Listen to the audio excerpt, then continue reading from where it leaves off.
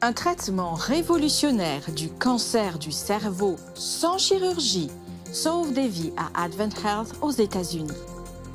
La Malaisie met en œuvre le programme de l'école du sabbat Vivre en Jésus pour les enfants de la région Asie-Pacifique. Le ministère, il est écrit, célèbre 30 ans d'impact par la parole de Dieu dans le monde. En Équateur, des étudiants adventistes plantent plus de 1500 arbres pour restaurer les forêts. Ces histoires inspirantes et bien d'autres, maintenant sur ANN.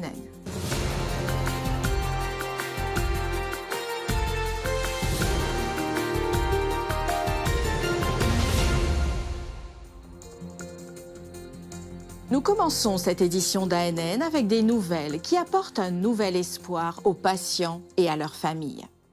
Advent Health, en Floride, aux États-Unis, propose un traitement contre le cancer du cerveau sans aucune incision, avec une précision au millimètre près et sans chirurgie.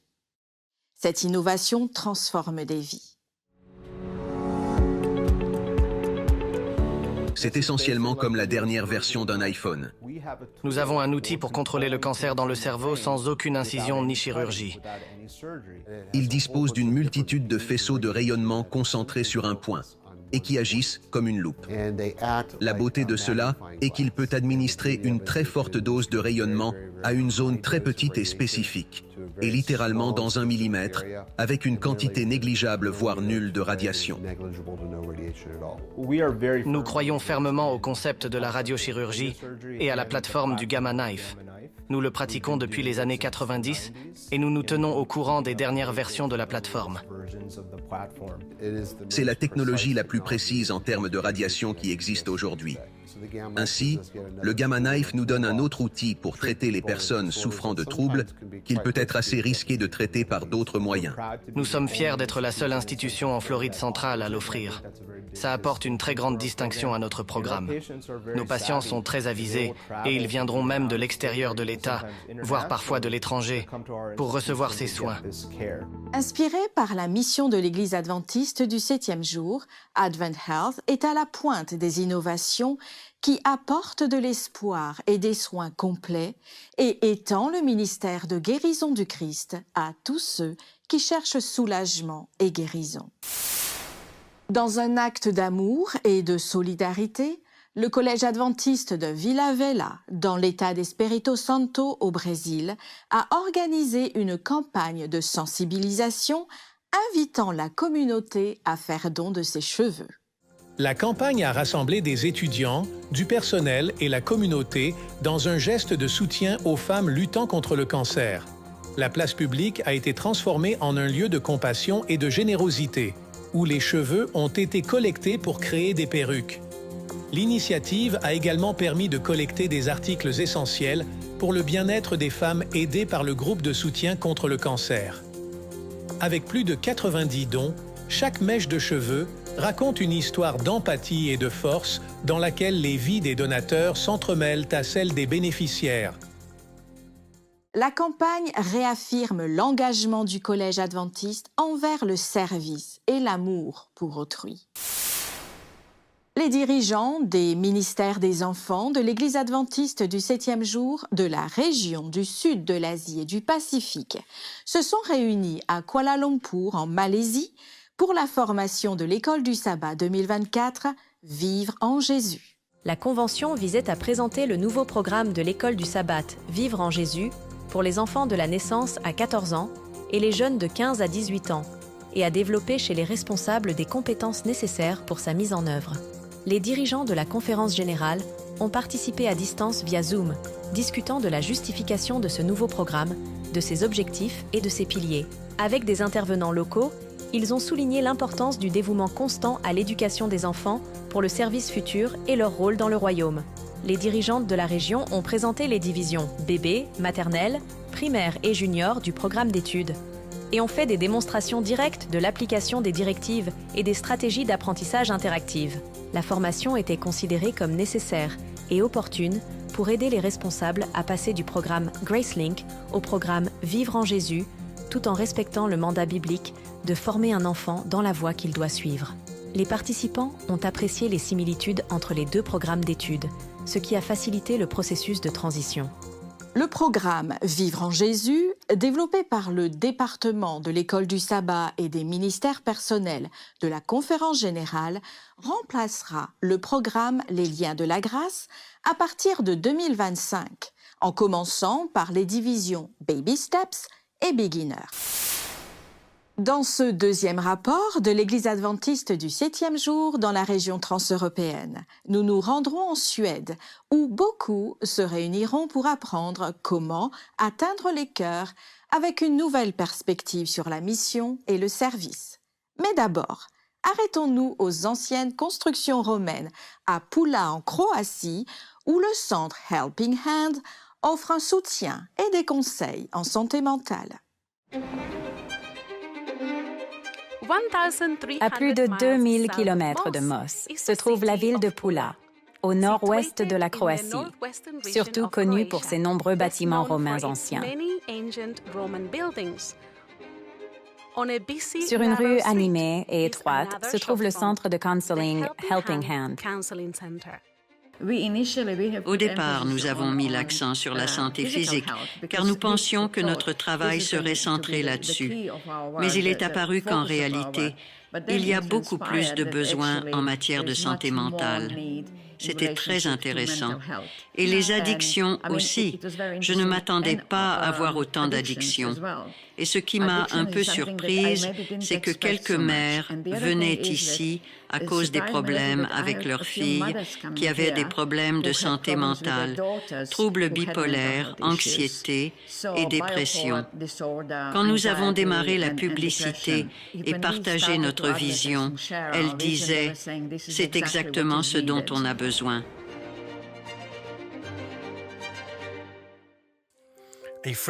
Katia Reinert, directrice associée des ministères de la Santé de la Conférence générale, a fréquemment visité la division transeuropéenne.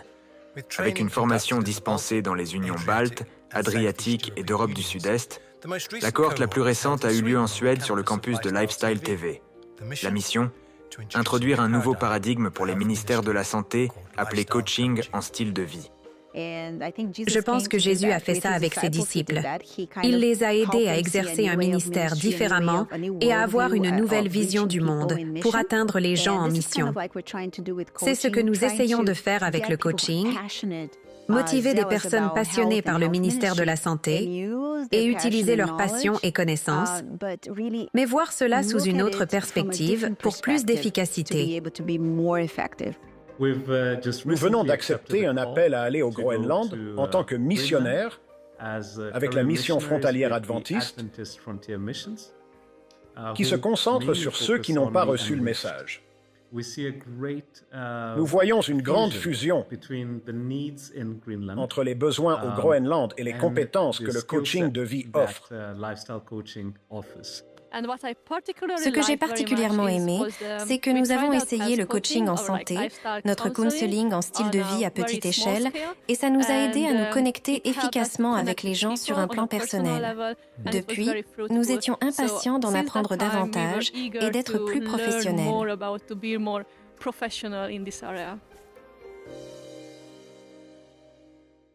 Quelle joie de voir que le ministère de la Santé se réinvente pour faire avancer la mission de toucher ceux qui semblent inatteignables. Dans le prochain rapport de la série, nous verrons comment les jeunes adventistes s'engagent dans des régions de l'Europe sécularisée où ils peuvent être confrontés à des défis liés à la foi et à l'identité religieuse. Escrito Está, le ministère hispanophone de Il est écrit, célèbre cette année ses 30 ans de ministère. Escrito Está est actuellement le programme télévisé en langue espagnole le plus largement diffusé de l'Église adventiste du 7e jour. Initialement axé sur la population latino-américaine, en Amérique du Nord, Escrito Está, ou Il est écrit, s'est rapidement étendu à l'échelle mondiale et a maintenant une présence importante sur les chaînes de télévision nationales de plusieurs pays d'Amérique latine. Le conférencier actuel et directeur Robert Costa a souligné la portée étendue du ministère, déclarant que les médias n'ont pas de limites et que l'Évangile n'a pas de barrières, et notant qu'il est écrit, en espagnol, compte des téléspectateurs dans 142 pays. Chaque année, Escrito Está produit 72 programmes de 30 minutes et 365 méditations quotidiennes. Ces programmes sont diffusés dans le monde entier à la télévision, sur YouTube et sur d'autres chaînes de réseaux sociaux. En conséquence, 1100 nouveaux abonnés en moyenne rejoignent la chaîne YouTube d'Escrito Está chaque mois. En réfléchissant sur le 30e anniversaire, Costa a déclaré « 30 ans est un véritable miracle, mais les plus grands miracles sont ces cœurs transformés par la puissance du Saint-Esprit. Pendant 30 ans, Dieu a utilisé Escrito Está pour faire partie de sa mission à travers le monde. » Le ministère Escrito Está, qui a enregistré son premier programme le 5 avril 1994, avec comme animateur le docteur Milton Peverini, a commencé à être diffusé sur les chaînes câblées aux États-Unis en 1995. Aujourd'hui, Escrito Está atteint un public mondial grâce à la télévision, Internet, l'évangélisation et le travail humanitaire. En 1895, un grand groupe de missionnaires adventistes a voyagé des États-Unis en Australie. L'épisode d'aujourd'hui de Mission 150 raconte son histoire et les premières années de la mission adventiste en Australie et dans le Pacifique Sud.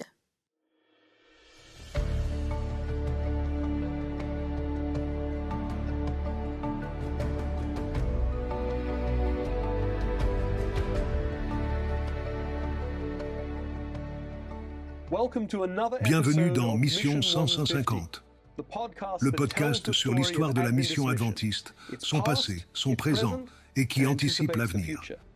Merci de nous rejoindre. Je m'appelle David Trim, co-animateur et directeur du Bureau des archives, des statistiques et de la recherche de la Conférence Générale. Et je m'appelle Sam Neves, directeur associé de la communication de la Conférence Générale. Nous serons vos animateurs. Aujourd'hui, nous accueillons le docteur Barry Oliver.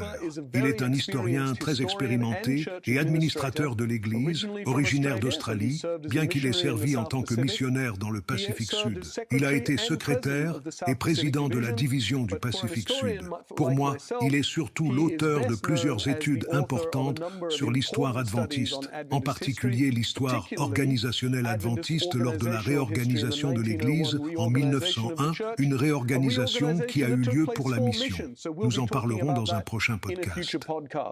Pour visionner l'épisode complet et d'autres vidéos approfondissant la foi adventiste du 7e jour et son histoire, visitez notre chaîne officielle sur YouTube. Dans un coin reculé de la Tanzanie se trouve la mission d'accueil familial de la Vallée de l'Éden. Loin des centres urbains, cette mission réécrit le scénario de l'éducation et offre aux jeunes un parcours inhabituel mais transformateur. La Vallée de l'Éden a été créée pour offrir aux jeunes une formation pratique. Aujourd'hui, plus de 40 étudiants reçoivent une éducation pratique en menuiserie, couture, agriculture et plus encore. Dans l'atelier de menuiserie est fabriqué chaque meuble sur le campus. À l'atelier de couture, les étudiants cousent des vêtements, y compris des uniformes pour tous les étudiants. L'agriculture joue un rôle crucial à la Vallée de l'Éden, car les étudiants y cultivent une grande partie de la nourriture servie dans leur cafétéria. À proximité, une centrale hydroélectrique génère de l'électricité pour le campus et met en évidence l'engagement de la mission envers l'autosuffisance. La mission propose également un programme de formation de missionnaire médical. Récemment, 20 étudiants ont obtenu leur diplôme après 9 mois d'études intensives. Ces diplômés travaillent maintenant dans diverses institutions, retournent dans leur communauté locale et certains poursuivent leur formation à la Vallée de l'Éden.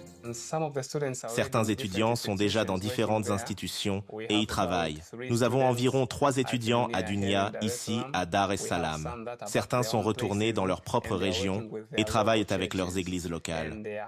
D'autres poursuivent leur formation et un groupe nous rejoindra ici, à Tidem. Simon est un exemple de réussite. C'est un ancien étudiant en menuiserie qui enseigne maintenant l'artisanat à Kidula.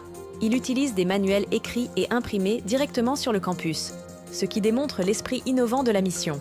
L'imprimerie, gérée par un jeune homme dévoué nommé Elab, produit tous les matériaux nécessaires pour ses programmes.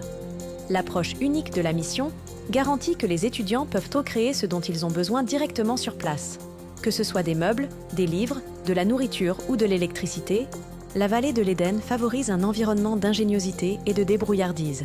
Ce modèle d'autosuffisance n'est pas seulement pratique, mais aussi profondément valorisant pour les étudiants, en les dotant de compétences qui vont bien au-delà de la salle de classe. Ce dont vous avez besoin, vous pouvez le fabriquer ici. C'est incroyable. Si vous avez besoin de meubles ou de livres, vous pouvez les fabriquer. Besoin de nourriture ou d'électricité? Nous cultivons et nous produisons de l'électricité. L'impact de la formation de la vallée de l'Éden est vaste. Inspiré par son expérience transformative, un diplômé travaillant au Kenya a récemment partagé sa passion pour démarrer une école similaire dans son Éthiopie natale. Le dévouement des étudiants et l'approche holistique de la mission mettent en lumière la différence profonde qu'opère cette formation dans leur vie. Ils quittent la vallée de l'Éden équipés de compétences techniques, confiants et dotés de la vision pour servir efficacement leur communauté. L'histoire de la vallée de l'Éden est celle de la résilience, de la créativité et d'un engagement profond envers le service. La mission continue d'autonomiser les jeunes en leur fournissant les compétences pour devenir des missionnaires pour le Christ.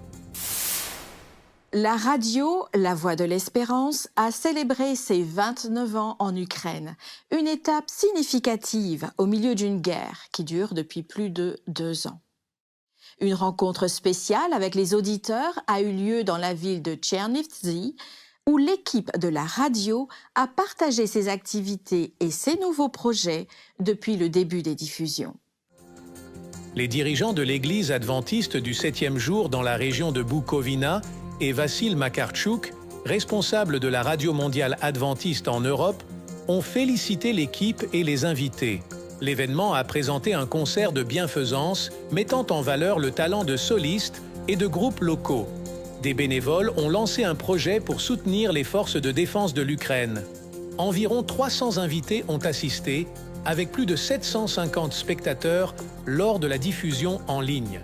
Ensemble, ils ont collecté plus de 80 000 hryvnias ukrainiens, soit environ $2000, qui seront utilisés pour créer des trousses de premiers secours pour les défenseurs sur le front. Après le concert, un espace d'exposition pour la Voix de l'Espérance et le groupe médiatique Hope a été mis en place pour les invités qui ont reçu des souvenirs et ont participé à une loterie. Ils ont également eu l'occasion de vivre l'expérience d'être des animateurs radio dans le studio mobile. La radio La Voix de l'Espérance peut être écoutée sur 8 fréquences FM et en ligne via le site web, la chaîne YouTube, l'application mobile et les plateformes de podcast dans toute l'Ukraine. Actuellement, elle propose 12 heures de diffusion en direct par jour, inspirant les auditeurs avec du contenu chrétien et de l'interaction. Que la célébration de ces 29 ans de la radio nous rappelle la puissance du message évangélique d'espoir en Jésus et que la radio continue d'être la voie qui guide le pays vers les jours meilleurs. Continuons de prier pour la paix en Ukraine. Rencontrer Perry de Melbourne en Australie. Suite à une fracture de sa jambe, elle a été en arrêt de travail pendant 18 mois et ne savait pas d'où viendrait son prochain repas. C'est alors qu'elle a découvert l'Agence adventiste de développement et de secours, ADRA. Maintenant, elle apporte à des personnes comme elle de la nourriture et un soutien émotionnel en tant que bénévole pour l'Agence humanitaire adventiste.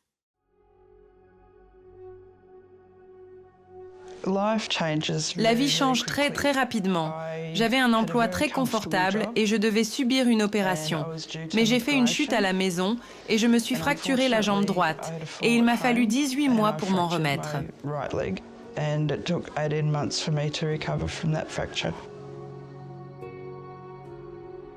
Je m'appelle Perry et je viens de Melbourne.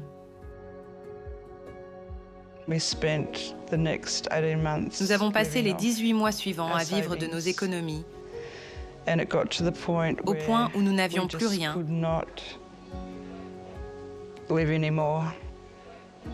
Et j'ai dû trouver de l'aide.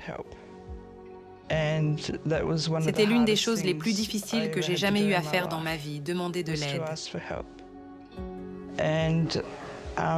Nous avons fini par venir à ADRA. Je suis entrée en larmes Et j'ai quitté avec de la nourriture et un sourire aux lèvres. Et le ventre plein ce soir-là. Ça a fait toute la différence. Peu après, j'ai eu un nouvel emploi. Malheureusement, mon partenaire a eu un AVC.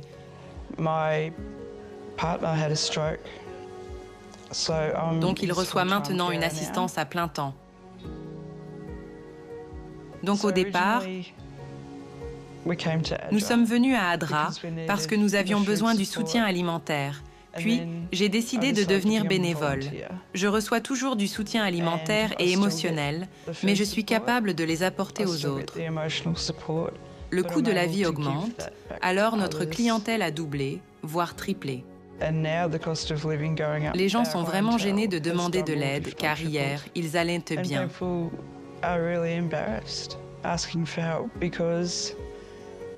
Mais aujourd'hui, ce n'est pas le cas.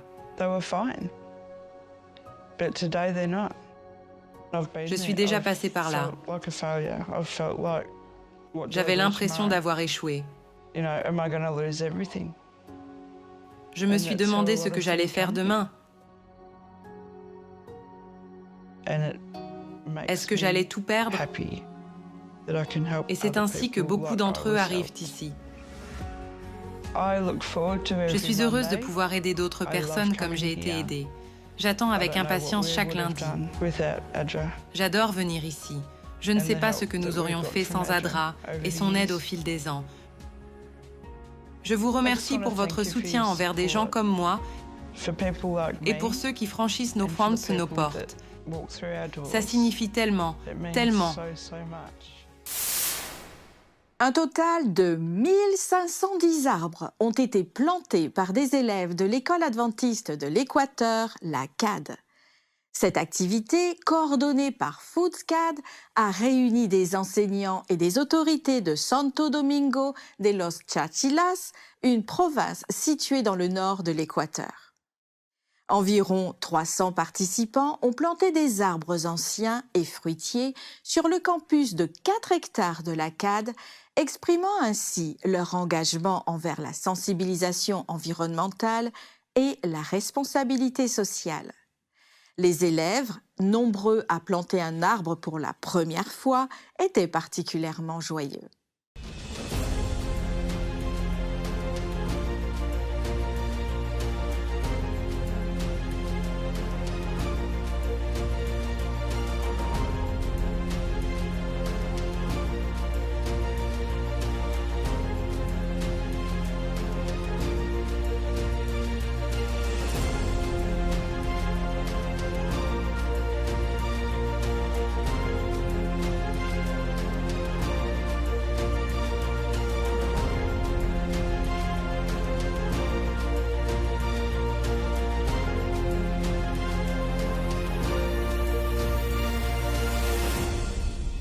L'activité a marqué le début d'une collaboration fructueuse qui met en évidence l'impact positif des institutions adventistes de la communauté.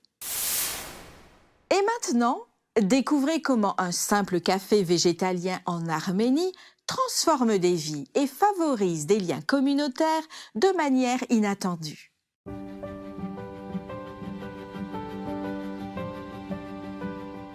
Narik saluait régulièrement sa voisine Anaït le matin en se rendant au travail. Elle s'arrêtait souvent pour discuter et leur amitié s'est développée. Un jour, mon voisin m'a dit qu'un nouveau café ouvrait ses portes. Il s'agissait d'un café végétalien et sain appelé Dr Veggie. Cela m'a intéressée parce que j'aime avoir un mode de vie sain. Je travaille dans une banque qui se trouve à proximité du café. J'y déjeunais donc tous les jours.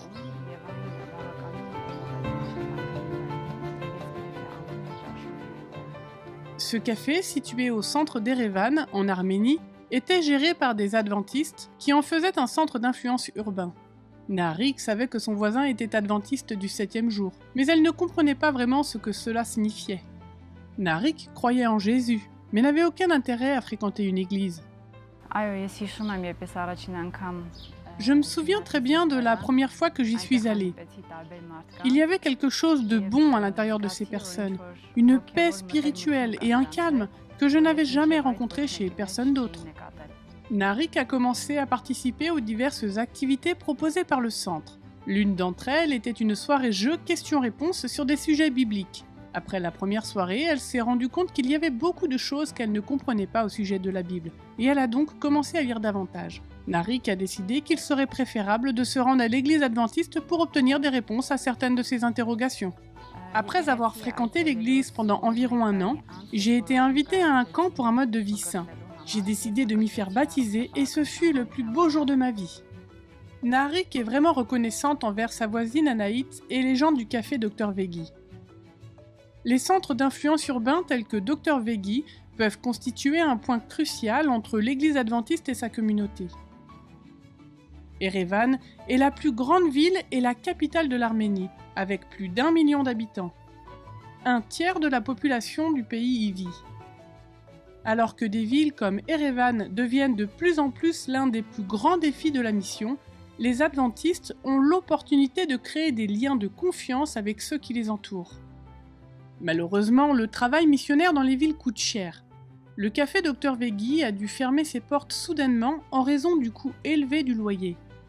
Cette perte est ressentie par les adventistes qui le gèrent, mais plus encore par les membres de la communauté qui y trouvaient un espace agréable et sûr pour passer leur temps.